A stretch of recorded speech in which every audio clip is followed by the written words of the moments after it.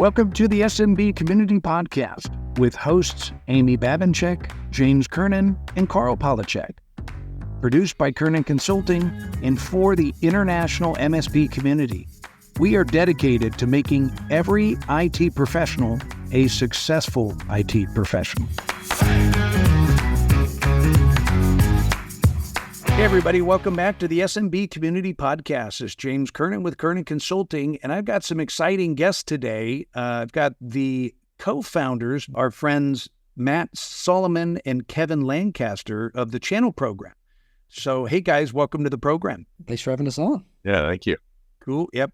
Well, these guys need no introduction. They've been in the channel and quite successful for a while, but I'm going to ask them for the very few out there that may not know a whole lot about them. Kevin, I'll call on you first. Give everybody a little backgrounder on I guess, your experience in the channel. Yeah, so it's coming up on 25 years now. It's hard to believe.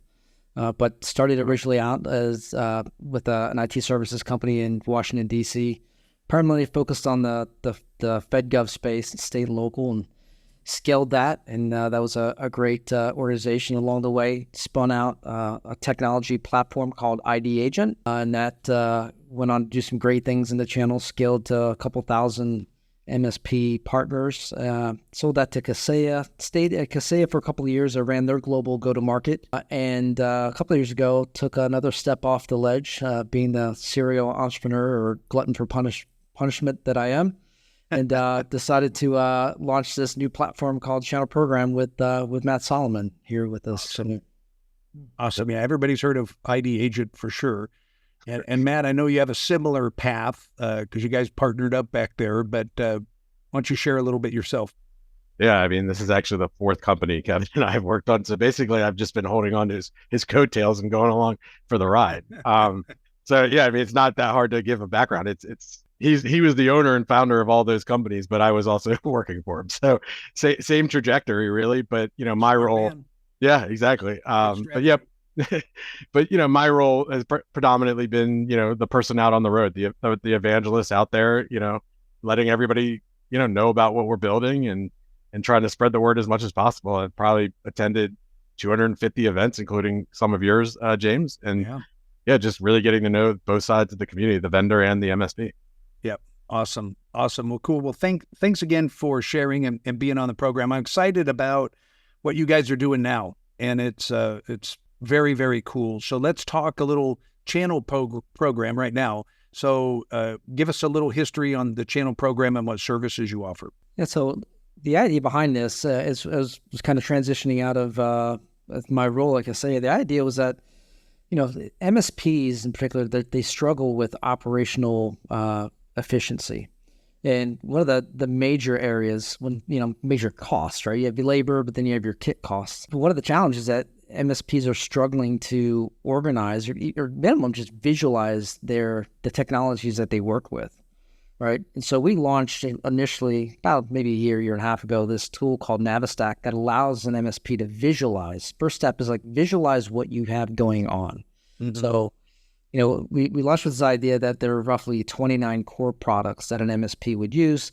We're actually up to around 72, 73 core products. And those are products that they use in service delivery, or some of the products are, like their QuickBooks or their Canva or, even Zoom for their meetings. And so we launched with the idea to just first things first, visualize and see what you're playing with and see what your gaps are in the stack.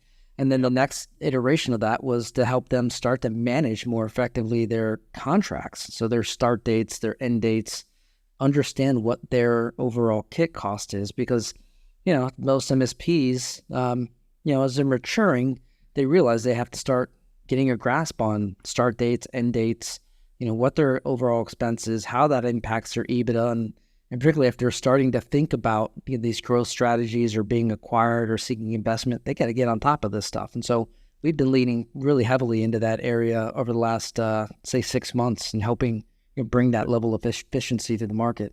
Yeah, and I would say a key part of that is the MSP taking the power back. You cannot sit and wait for a vendor or expect a vendor to give you their renewal notification. Of course, it depends on the terms and conditions. They may be required, they may not. And gosh, I mean, with everybody's email security systems so high level now in the MSP space, it might get blocked. You just don't know. So you can't depend on a vendor to know your renewal notification dates. And so, and it's really not even about the expiration date. It's about the date you have to give notice. And that notice date, you might need 60 days to evaluate whether you're going to continue on. And so in its simplest form, it is about never missing a renewal ever again. And I would venture to say it's a fair statement to say everybody on who's listening has experienced a renewal that they did not want to have happen, whether it's in business or in personal life. It's something that resonates with everybody. I just had an MSP not many shows ago, and I won't name the vendor, but they had a $10,000 renewal. They didn't want to renew, and they didn't have a choice. Right. And as small business owners, none of us can take a $10,000 hit like that. It's not realistic. And so this is about empowering MSPs. Yeah, actually, well said. I mean, and what an eyesore out in the industry, just managing all these contracts. And you're exactly right. It's it's like the notice, the renewal date, when you need to get back to them might be 30-day for one vendor, 60-day for another, 90-day for another, and it automatically renews. And it's painful when you miss it. We've all been there. So in the olden days, when I first started coaching, what I would just do if somebody lost control, and it's almost everybody, you just, all right, give me your credit card. I'm going to cut it up. Mm-hmm. We're going to turn the credit card off. And then if it's really important, these vendors are going to call you and you can renegotiate a new price and take control of it that way. But that's the old school way of doing it. I like your methodology much better. Yeah. Well, and we've talked to hundreds, if maybe not thousands at this point, but 90%, and I think I'm being fair with that, 90% use an Excel spreadsheet to manage it. Yeah. Which doesn't really have alerting or anything like that. It's just a very hard way to do it. And then maybe 5% say they do it through their PSA integrations, which also doesn't provide all of your vendor contract start dates and end dates. And then I don't even know what the other 5% do. They probably do it through Microsoft Outlook alerts and things like that. So it really is the first of its kind in this space. So tell me a little bit more. Give me a visual of what the product looks like. I mean, do you scan your contract in? Do you upload it? And obviously, I know it can track, the renewal dates and the term, so forth. What does it look like so everybody can understand a little deeper? Yeah, it's fundamentally we want folks to go in and they upload their agreements into the platform. We're working on some of the scanning technology because some of these, I mean, obviously the agreements, the contracts, if there's even a PDF version of it, it's they're often hard to decipher. But so they can upload them.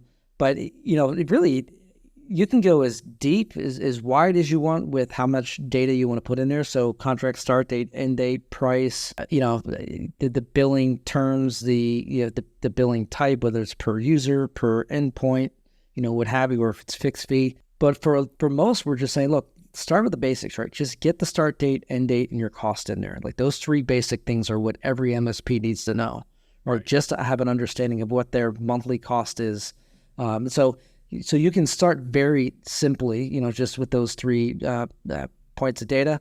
Ideally, we'd love you to go in and fill out everything because you're getting even a broader picture of the your business. And as I mentioned, for a lot of the MSPs, and we're doing these series of M&A roadshows this year, a lot of the MSPs that are thinking about being acquired, the first thing the acquirer is going to do when they get to due diligence is they're going to say, all right, where are all your contracts? What's your stack look like? What's your stack like compared to our stack?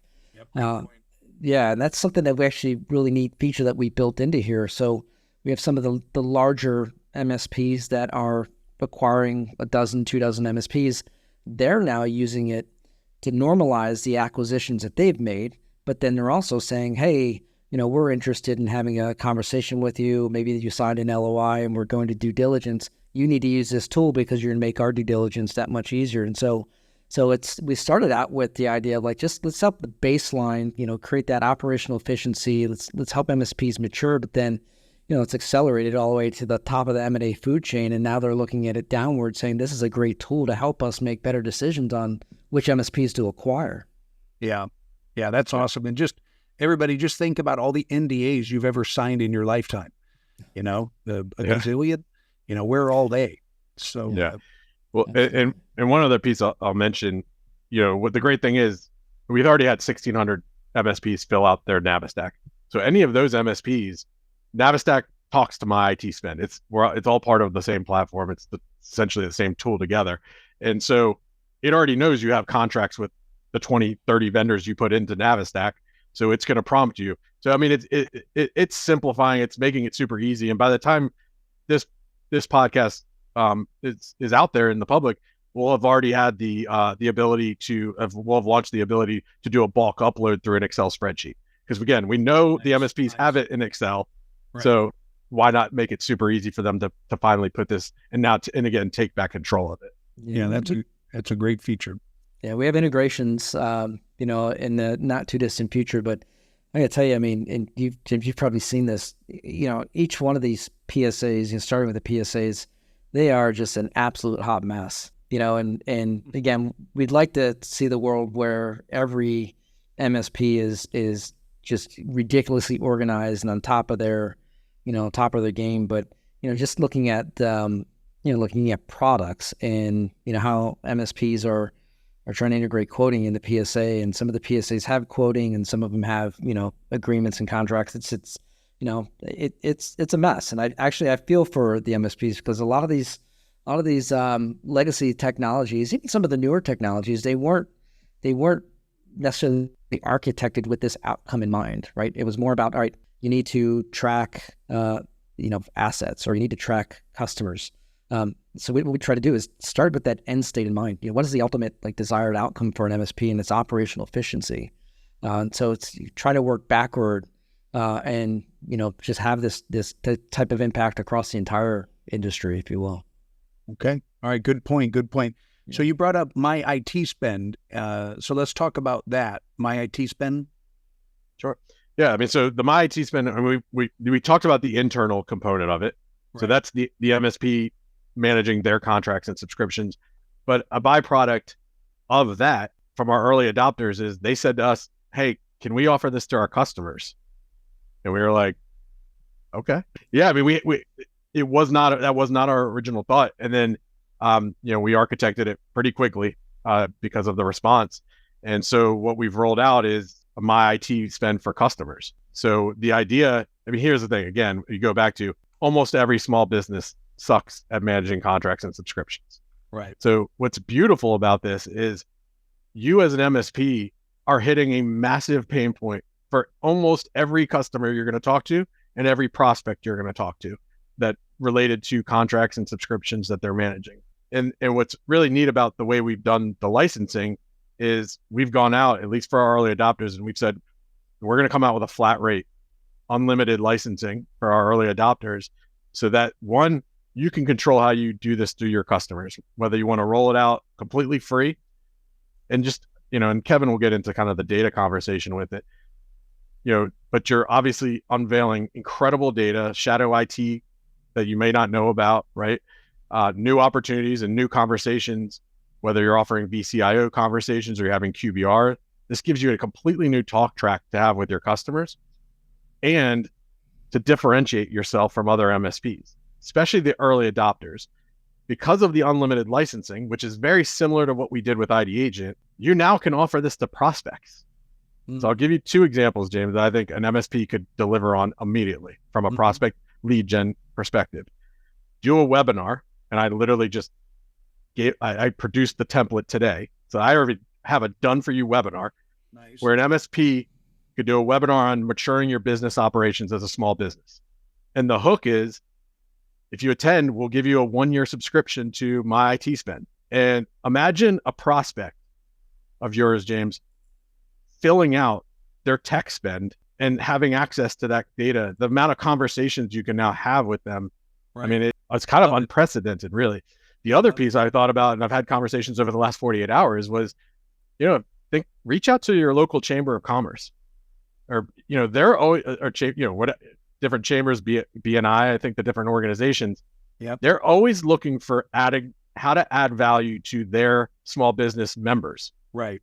So if I was an MSP, I would say to them, hey, I have this product that I think would provide tremendous value to all the chamber members, and I would offer it to them for free, and they'll probably let you do a webinar for them as well to educate them on it.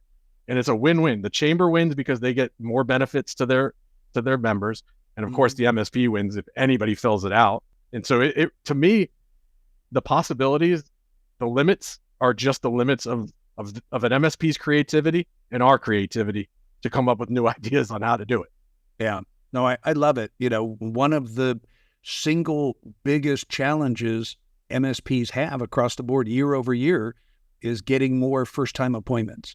We want more hot leads. That's what everybody complains about. So Matt just gave you two really good ideas right there, both speaking opportunities. And everybody isn't, some people get nervous about speaking in public. Webinars are really easy. That's a piece of cake. They've got an already done for you webinar. Use the template, invite a bunch of prospects, and then you can give away the subscription for a whole year. I love it. And then you've got all the data you need to sell into. Their pain points, right? Or what they've been buying. So I love that. And then the whole chamber idea, that's even a better idea to me, because these communities are looking for what makes them unique and more perks for their members.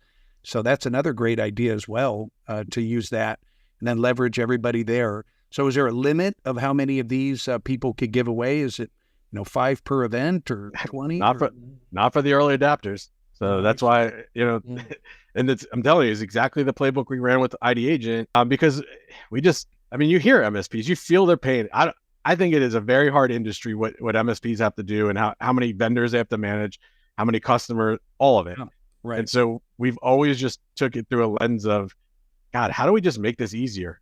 And it's easier on us too. You're not having to get on a call every day and be like, hey, your license just went up, just, that kind of conversation. This is about making it super simple and really rewarding the early adopters, which is exactly what we did before. And the last thing to kind of maybe throw on top of this is that, James, you're probably seeing this as well, is that the industry itself is evolving, rapidly is an understatement. Right now, I think that the stat is around 4,000 new entrants are coming into the MSP space in North America, kind of organically every year. But then now you're also seeing this whole wave of what were the VARs or the trusted advisors that, primarily just, sold through the big TSDs, the big distributors. They're now pushing down into the MSP space because they're trying to, jump and piggyback on the recurring revenue models. And ultimately, the challenge for the MSP is that, margins are going to get eroded, right? And, competition's going up, and how you differentiate yourself is going to get harder and harder because there is so much parity out there in the technology. There's so much parity in the stack. And so if you can walk into a prospect and say, hey, yeah, obviously we're going to keep your email, flowing, we're going to keep your backups going, and we're going to keep you secure, but we're also going to help you get a better understanding of your overall technology spend and help you find, maybe gaps or potential savings in other areas. Maybe it's your project management, maybe it's your CRM or whatever. We're here to provide a more holistic approach to supporting you as a customer versus just, here's our per seat per month price and here's how we compare to somebody else. And so this is really, I think, also an exercise in differentiation because there is so much parity and there's so much margin erosion that's about to happen in the market that we feel like this could be really another way to differentiate and keep that sales, method or that sales flowing moving forward. Right. Yeah, I agree completely, Kevin. It's a good point. Yeah, that's, you talk about differentiating yourself, being unique in the marketplace. There's so much competition out there. Everybody knows that. We talk a lot on this program about marketing yourself differently, educating, entertaining, bringing something of value to separate yourself from all your competition. Here's your chance, everybody, right here. So what's the timing of this? You've brought up early adopters. When is there a deadline when they're no longer early adopters?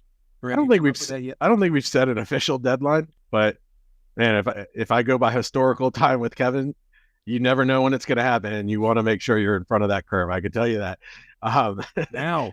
Yeah, basically. I mean, yeah, because business evolves quickly, right? So you definitely want to be, and your grandfather did. That's exactly what we did with unlimited searches back in the day with ID Agent.